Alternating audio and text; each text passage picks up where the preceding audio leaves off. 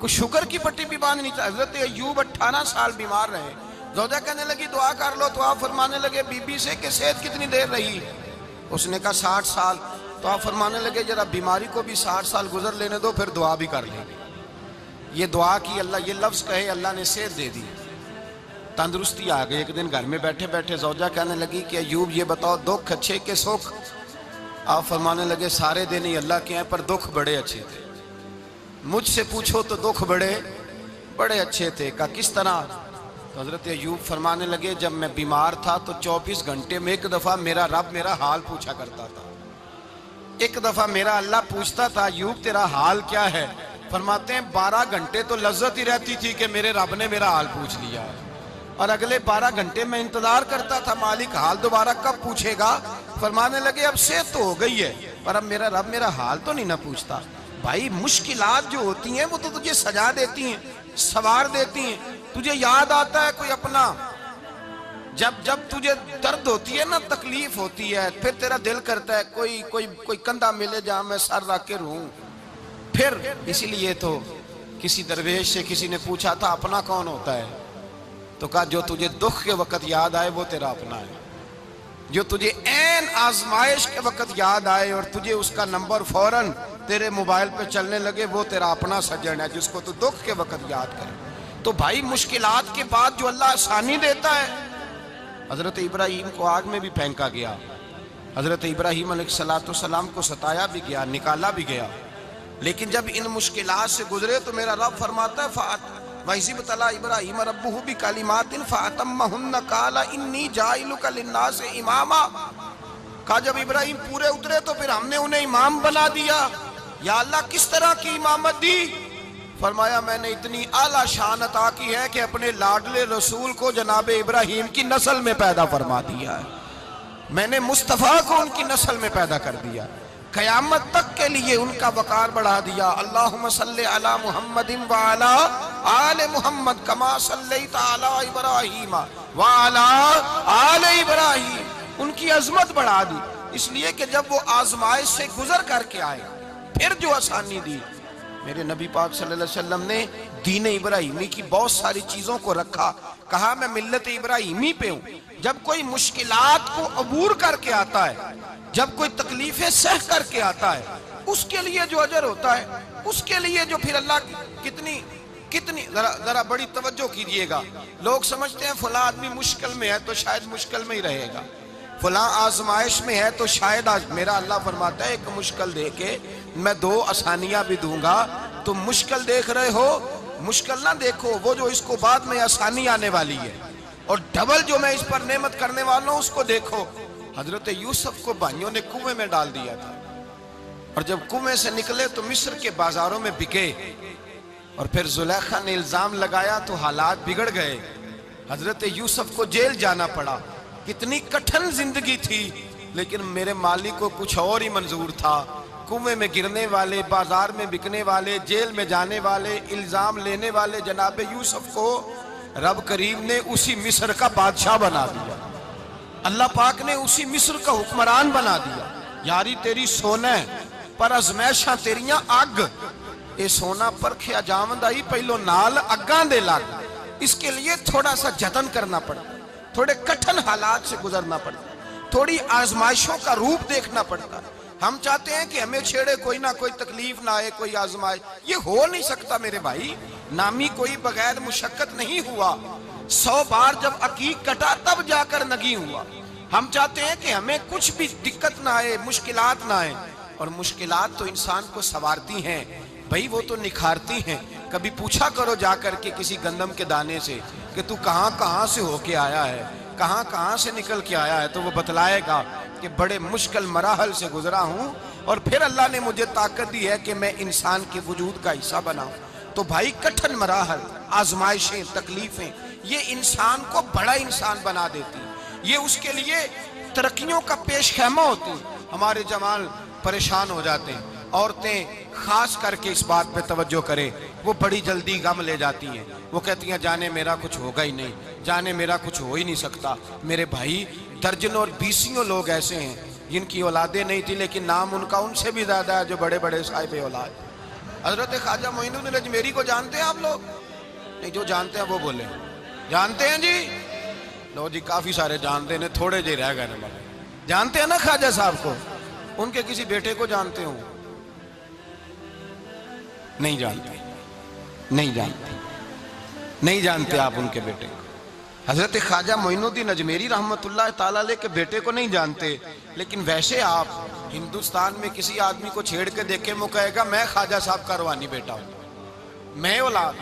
حضرت غوث اعظم رضی اللہ تعالیٰ عنہ کی اولاد کو کم لوگ جانتے ہیں، لیکن آپ ویسے کسی کو پوچھ کے دیکھیں 11ویں والا پیر کون ہوتا ہے، ہر آدمی ہاتھ اٹھا کے بتائے گا خدا کے فضل سے ہم پر ہے سایہ غوث اعظم کا، ہمیں دونوں جہاں میں ہے سہارا غوث اعظم۔ لوگ جھوم کے بتلائیں میرے بھائی، یہاں لوگ پریشان ہو جاتے ہیں کہ اولاد ہوگی تو یہ ہوگا، فلاں ہوگا تو یہ ہوگا۔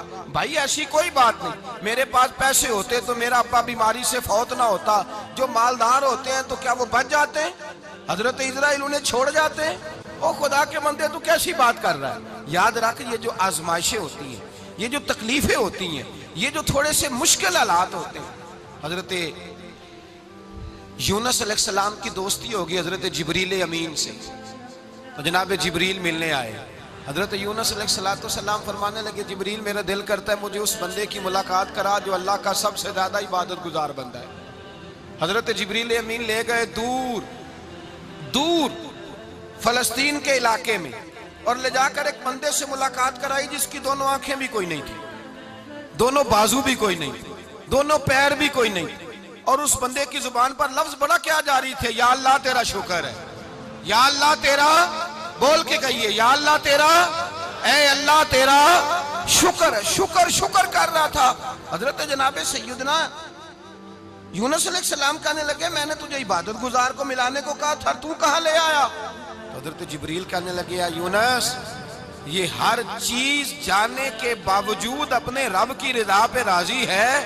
اس وقت دنیا میں نبیوں کے بعد جس سے اللہ سب سے زیادہ پیار کر رہا ہے وہ یہی بندہ ہے، یہ اپنے رب کی رضا پہ راضی ہے۔ اے تن میرا کنگی ہووے تے میں زلف سجن دی باواں، تے پوش میرے دی جتی بن جائے تے میں یار دی قدمی آواں، مارو مارو مینو مار مکاؤ کوئی عذر نہ پیش لے آواں، تے جے سونا ہی میرے دکھ وچ راضی، جے سونا ہی میرے دکھ وچ راضی، جے سونا ہی میرے دکھ وچ راضی، تے میں سکھ نو چلے ڈاواں۔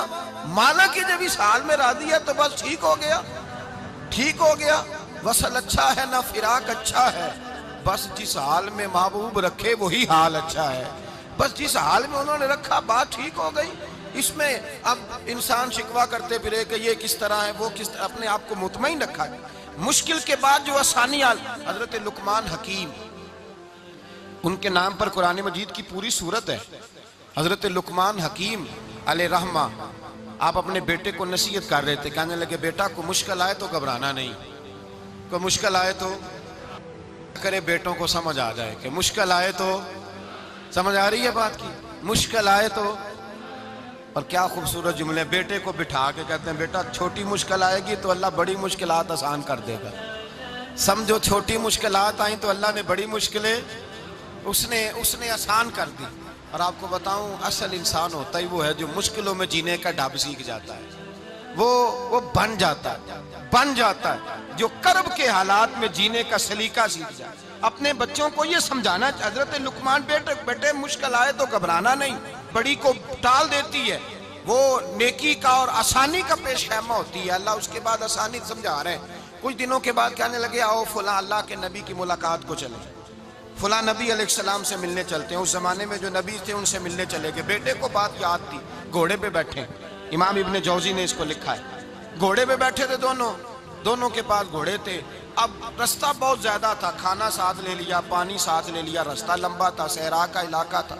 جب جانے لگے تو اتنی سخت گرمی ہوئی کہ گھوڑے بھی بے ہوش ہونے لگے، اچانک ایسی گرم لو چلی کہ گھوڑے بھی۔ اب دونوں باپ بیٹا جو تھے وہ بڑی جوش میں تھے کہ جانا ہی جانا ہے، گھوڑے سے اتر کر کے پیدل چلنے لگے۔ اب پیدل چلتے چلتے ذرا آگے گئے تو اب گرمی میں جتنا بندہ پیدل چلتا ہے اتنا پیاس بھی زیادہ لگتی ہے، تو پانی پیتے رہے، کھانا کھاتے رہے، کھانا پانی بھی ختم ہو گیا۔ تھوڑا آگے چلے نا، اس قدر تکلیف بڑھی کہ حضرت جناب لقمان کے بیٹے کے پیر کے اندر ایک ہڈی پیوست ہو گئی، اتنی بڑی ہڈی تھی وہ اندر ہی چلی گئی پیر، خون کے فوارے گرنے لگے، بیٹا بے ہوش ہو گیا۔ حضرت لقمان اس کے سرانے بیٹھے تو بیٹا تھا نا، آنکھوں میں آنسو آ گئے۔ بیٹے نے آنکھ کھولی تو کہنے لگا ابا جی آپ تو صبر کرنے والے ہیں، آپ رو رہے ہیں۔ فرمایا بیٹے میں کیا کروں، میرے سینے میں جو دل ہے وہ ایک باپ کا دل ہے، تو باپ جو ہوا تیرا، تیری دکھ پر رونا آیا۔ بڑی مشکل سے دانت کے ساتھ ہڈی نکالی، ہڈی نکلی تو خون بھی چلا۔ صاحب زیادہ کہنے لگا حضور آپ نے تو کہا تھا ہر مشکل کے بعد آسانی ہوتی ہے، اور چھوٹی مشکل دے کے اللہ بڑی سے بچا لیتا ہے، تو ہم تو اچھے کام چلے تھے، مشکل پہ مشکل، مشکل پہ مشکل، یہ کیا ہے؟ حضرت لقمان کہنے لگے بیٹا نہ تو رب کی حکمتوں کو جانتا ہے، نہ پوری طرح میں جانتا ہوں، لیکن جو میں نے کہا تھا وہ بات سچی ہے۔ فَإِنَّ مَعَ الْعُسْرِ يُسْرًا إِنَّ مَعَ الْعُسْرِ يُسْرًا، اللہ ہر مشکل کے بعد آسانی عطا فرمائے گا، اور فرمایا میرا ایمان ہے کہ ضرور ضرور عطا فرمائے گا۔ یہ بات کہہ رہے تھے کہ سامنے سے دھواں اٹھا، اتنا سخت دھواں اٹھا کہ آپ نے سوچا شاید وہاں آبادی ہے، وہاں جاتے ہیں۔ وہاں چلنے لگے تو پیچھے سے کسی نے آواز دی ٹھہر جاؤ، رکو، وہیں رک گئے۔ تھوڑی دیر گزری تو کہا رک جاؤ، جب رکے تو ایک بولنے والا بولا، کہنے لگا تمہارے لیے تھوڑی دیر کے بعد جانوروں کا بندوبست کر دیا جائے گا، کھانے کا بھی بندوبست ہو جائے گا، بچے کا پیر بھی صحیح ہو جائے گا، چلے جانا، لیکن ذرا ٹھہرو۔ حضرت لقمان کہنے لگے بولنے والے تو کون ہے؟ تو کہنے لگے میں اللہ کا فرشتہ ہوں، میں اللہ کا فرشتہ ہوں۔ کہا اللہ کے فرشتے اور یہ سارا کچھ کیا ہے؟ تو فرشتہ کہنے لگا اصل بات یہ ہے کہ سامنے بستی پر مجھے عذاب نازل کرنے کا حکم ملا تھا، آپ بڑی تیزی سے آ رہے تھے، میں نے رب سے دعا کی کہ اللہ اس باپ بیٹے کی غلطی کوئی نہیں، مہربانی فرما۔ رب نے پہلے آپ کو صحرا میں الجھایا، پھر میری دعا کی برکت سے آپ کے گھوڑے ٹھہر گئے، پھر میری دعا کی برکت سے آپ کا پانی ختم ہوا، پھر میری دعا کی برکت سے آپ کے بیٹے کو زخم آیا، پھر میری دعا کی برکت سے سامنے سے دھواں اٹھا۔ فرمایا یہ جو تمہیں مشکل پہ مشکل آ رہی تھی، یہ تو میرا رب تمہیں عذاب سے بچانا چاہ رہا تھا، یہ جو تمہیں مشکل پر مشکل آ رہی تھی تو میرا مالک تمہیں عذاب سے بچا رہا تھا، تم سمجھ نہیں رہے تھے۔ حضرت لقمان نے بیٹے کی طرف دیکھا تو بیٹے کہنے لگے ابا جی بات بالکل سچی ہے، افضل الذکر لا الہ الا لا الہ الا، اور پھر پڑھنے لگے حسبنا اللہ و نعم الوکیل نعم المولا و نعم النصیر۔ یہ ورد ہونے لگے۔ بھائی جب تجھے مشکل آتی ہے، آزمائش آتی ہے، تو اس وقت سمجھتا ہے پتہ نہیں میرے ساتھ کیا بننے لگا ہے۔ اللہ تبارک و تعالیٰ چھوٹی مشکل دے کے تجھے بڑی سے محفوظ رکھتا ہے، چھوٹی بیماری دے کے تجھے بڑی سے محفوظ رکھتا ہے۔ بلکہ میں ایک دفعہ ایک تکلیف میں، ایک آزمائش میں مبتلا ہو گیا، تو میں نے اپنے حضرت سے کہا کہ حضور سارے دکھ کٹھے ہی آ گئے، کیا کیا جائے؟ تو آپ فرمانے لگے بڑے خوش نصیب ہو، جوانی میں اللہ نے دکھ دے دیے، بڑھاپے میں آئے تو برداشت نہیں ہوتے، یہ تو بڑے وقت پہ آ گئے، شکر ادا کرنا چاہیے، اس زمانے میں برداشت نہیں ہوتے، اب آسانی ہے، ان کو برداشت کرو، ہمت کرو۔ میرے بھائی یاد رکھیں آزمائشیں، تکلیفیں آپ کو بڑا کرنے کے لیے آتی ہیں۔ ہم آزمائش کو برا جانتے ہیں، دکھ کو برا جانتے ہیں، دکھ تو بڑے پیارے ہوتے ہیں، یہ رونے کا سلیقہ سکھاتے ہیں، یہ اللہ کو منانے کا طریقہ سکھاتے ہیں، یہ مسجد میں جانے کا۔ وہ جو سکھی بندہ ہے نا، سکھی، مجھے ایک صاحب کہنے لگے دو قسم کے لوگ مدینے سے آتے ہیں، مدینہ شریف پوچھنے لگے، کہنے لگے حضرت جی دو قسم کے بندے ہیں، کچھ واپس جاتے ہوئے تڑپ رہے ہیں، کچھ تصویریں کھینچ رہے ہیں رخصتی کے وقت، فرق کیا ہے؟ تو میں نے کہا وہ جو تصویریں کھینچ رہا ہے وہ امیر آدمی ہے، اسے پتا ہے کہ میں پھر ٹکٹ لے لوں گا، مہینے کے بعد پھر آ جاؤں گا، اور یہ مدینہ چھوڑتے ہوئے تڑپ رہا ہے، یہ کوئی غریب ہے، یہ کہہ رہا ہے پتہ نہیں دوبارہ موقع ملے کہ نہ ملے، یہ دکھی ہے، یہ آزمائش میں دکھی۔ سکھی بندہ تو مکے جا کے نہیں روتا، وہاں بھی کھڑا ہے، ڈٹ کے کھڑا، دکھی کوئی نہیں تو روئے کیسے؟ روئے کیسے؟ دکھیے دی گل دکھی آئی جانے، دکھیے دی گل، کیا خوبصورت لفظ ہے میاں صاحب کی، اور لفظوں میں حسن دیکھے، کہنے لگے دکھیے دی گل اے دکھی آئی جانے، تے سکھیے نو کی خبراں، تے یار جنہاں دے موت نے مارے روندے نہیں تک تک قبراں۔ یہ مشکل مرحلہ ہوتا ہے، جب انسان تکلیف میں ہوتا ہے پھر اسے احساس ہوتا ہے، اور تکلیف والے کو ہی تکلیف والے کی تکلیف کا احساس ہوتا ہے۔ جب آپ کو اللہ مشکل دیتا ہے تو سمجھ لیں رب آسانی دینا چاہ رہا ہے، جب تیز دھوپ آتی ہے تو سمجھ لیں اللہ گرم ہوا گزار کے ٹھنڈی بارش برسانا چاہ رہا ہے، اور جب چاروں طرف سے گھٹن ہو، پنجابی میں کہتے ہیں گمہ لگ جائے، تو پھر سارے بول کے کہتے ہیں اب جو طوفان آئے گا وہ سخت ہی آئے گا، اس لیے کہ گھٹن جتنی زیادہ ہوتی ہے پھر فضل بھی اتنا۔ جن لوگوں نے تکلیفیں زیادہ سہی تھی رب نے عزتیں بھی زیادہ ہی عطا فرمائی، جن لوگوں نے تکلیفیں زیادہ سہی نا انہیں اللہ نے درجہ بھی۔ حضرت بلال حبشی نے بڑی تکلیف سہی، مارا کرتا تھا امیہ، بڑا مارتے تھے، اتنا مارتے تھے کہ موٹے، آپ نے کبھی دیکھے ہیں دیہاتوں میں موٹے موٹے پائے ہوتے تھے چار پائیوں کے، موٹے موٹے پان کی چار پائیاں اور بڑی چار پائیاں کافر بچھا کے بیٹھ جاتے اور حضرت بلال حبشی کے پیر ان کے نیچے رکھ دیتے، ہاتھ ان کے نیچے رکھ دیتے، آگ لوہا گرم کر کے اس کے اوپر ننگے بدن لٹا دیتے۔ مکے نے بڑی آزمائشیں دیکھی، پھر اسی مکے نے مدینے نے عجیب رنگ دیکھا کہ میرے نبی معراج سے واپس آئے اور حضور نے عظمت دی، فرمایا بلال یار تیرا بڑا مقام ہے، تو مدینے میں چل رہا تھا اور میں جنت میں تیرے قدموں کی آواز سن رہا تھا، کتنا تیرا مقام ہے، کتنا تیرا درجہ ہے، میں وہاں تیرے چلنے کی آواز سن رہا تھا۔ حضرت ابو بکر صدیق رضی اللہ تعالیٰ عنہ نے اس زمانے میں حضور کی نوکری کی جب دوسرا جانثار کوئی نہیں تھا، سارے لوگ تانے دیتے، کہتے ابو بکر تو اکیلا ہی سیاںا ہے، سارا مکہ مخالفت کرتا ہے، تو جان ہی نہیں چھوڑتا، سارا زمانہ مخالفت کرتا۔ ابو بکر صدیق نے مال بھی دیا، جان بھی دی، شہزادی حضرت عائشہ بھی دی حضور کی خدمت میں، ہر چیز لٹا دی۔ دنیا کو پتا اس دن چلا جس دن میرے رسول پاک صلی اللہ علیہ وسلم مسجد نبی میں بیٹھے تھے، درجنوں صحابہ تھے، حضور نے فرمایا ابو دردہ کو تو بلاؤ۔ جناب ابو دردہ حاضر ہوئے تو کہتے ہیں حضور کا چہرہ دیکھا تو ناراضگی ہے چہرے پہ، میں نے دیکھتے ہی کہا حضور آپ مجھ سے ناراض ہیں؟ حضور نے فرمایا ہاں میں ناراض ہوں۔ جب یہ لفظ کہے تو میں کانپنے لگا، حضور ناراض ہو گئے؟ میں نے کہا یا رسول اللہ میری غلطی۔ تو نبی پاک نے فرمایا تو میرے ابو بکر کی عظمت نہیں جانتا؟ حضور جانتا ہوں۔ حضور کیا ہوا؟ نبی پاک نے فرمایا کل تو گلی میں گزر رہا تھا، ابو بکر بھی گزر رہا تھا، تو نے سوچا ہی نہیں تو میرے ابو بکر کے آگے آگے چل رہا تھا؟ یہ خیال ہی نہیں آیا تجھے پتا نہیں کہ جس نے میرے ساتھ نیکی کی میں نے بدلہ چکا دیا ہے، ابو بکر کا بازو تھام کے اللہ کی بارگاہ میں لے جاؤں گا، میرا رب بھی اسے بدلے عطا فرمائے گا۔ یہ عظمت، یہ شان، یہ بلندی اور رفعت مشکلات سے گزرنے کے بعد ملی۔ میرے نبی پاک صلی اللہ تعالیٰ علیہ وسلم کے ساتھ مولا کائنات شیر خدا حضرت علی نے 9 سال کی عمر سے وفات شروع کی اور تا دم آخری حضرت علی نے وفا کی مصطفیٰ سے، کٹھن مراحل سے گزرے، کٹھن مراحل سے۔ حضرت علی کہتے ہیں میں ہر جنگ میں ہر جہاد میں ساتھ تھا، پر جس دن مکے اور مدینے سے آنے والوں کو حضور بھائی بھائی بنا رہے تھے، مہاجر اور انصار کو بھائی بھائی بنا رہے تھے، فرماتے ہیں میں تنہا کھڑا تھا، کوئی کسی کا بھائی بن گیا، کوئی کسی کا بھائی بن گیا، میں اکیلا کھڑا تھا اور میں سوچ رہا تھا کہ یار میں کدھر جاؤں۔ کہتے ہیں میں اس حد تک آیا کہ میرے آنسو بہنے لگے، لیکن میری مشکلات کو آسانی تب ملی جب مدینے کے چاند دھیرے سے اٹھے، میرے قریب آئے، میرا بازو تھاما اور فرمایا علی باقی سارے بھائی بھائی بن گئے ہیں، انت اخی فی الدنیا والآخرہ، تو میرا بھائی ہے، دنیا میں بھی میرا بھائی ہے، قیامت کے دن بھی میرا بھائی ہے۔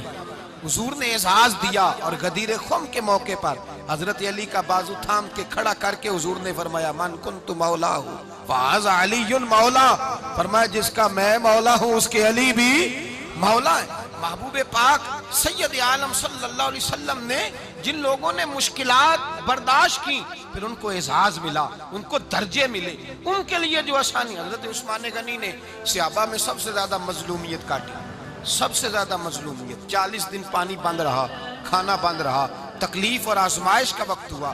امام جلال الدین سیوطی رحمت اللہ تعالیٰ علیہ الحاوی للفتاوی میں لکھتے ہیں، کہتے ہیں جب حضرت عثمان غنی پر کھانا اور پانی بند تھا، ایک شام حضرت عبداللہ بن سلام ملنے گئے، اس شام، اس صبح جس شام حضرت سیدنا عثمان غنی شہید ہوئے، جناب عبداللہ ابن سلام کہنے لگے عثمان تیرا کیا حال ہے، کس پوزیشن میں ہے؟